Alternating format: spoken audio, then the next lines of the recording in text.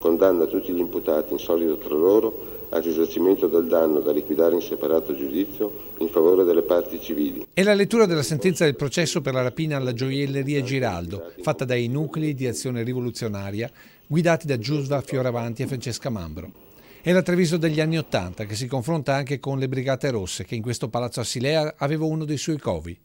Fatti di cronaca nera e giudiziaria, ma anche la riforma della giustizia annunciata dal governo per fine anno, che commenteremo con uno dei volti storici dell'avvocatura trevigiana, Luigi Fadalti, che proprio dagli anni '80 iniziò da praticante la professione nelle aule quando il tribunale era in Piazza Duomo a Treviso. So che voi ragionerete senza pregiudizi. Un comizio di Giorgio Almirante in una piazza dei signori per le parlamentari del 1980.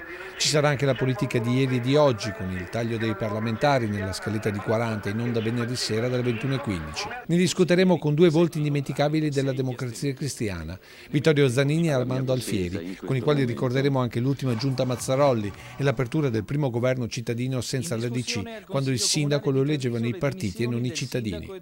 Rivedremo anche i volti del funerale di Antonio Bisaglia, che già negli anni 50 parlava di autonomia politica ed economica della nostra regione, con l'idea di una DC veneta distinta dalle correnti romane.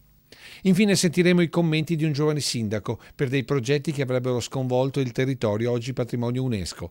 La diga sul Piave di Falzè, che avrebbe cancellato Sernaglia, commentata dal primo cittadino di Farra, che racconterà anche le ultime fasi dell'accordo sull'area industriale che ha bloccato per anni l'attività del comune e che nel 1990 è stata al centro di un furioso incendio. Intanto proseguono le indagini sulle cause dell'incendio, che ha procurato danni per circa 800 milioni di lire. Alcuni contadini della zona, detta il Patean, hanno infatti rilevato che già dalle prime ore del pomeriggio era stato notato un denso fumo levarsi dal capannone. Tutto questo venerdì sera dalle 21:15 su Antena 3 per la nuova puntata di 40. Vedere il nostro passato per capire il futuro. Affrontando i problemi del risanamento finanziario dello Stato per ridare all'economia gli strumenti, i mezzi finanziari di investimento, di ammodernamento e quindi di riassorbimento della disoccupazione.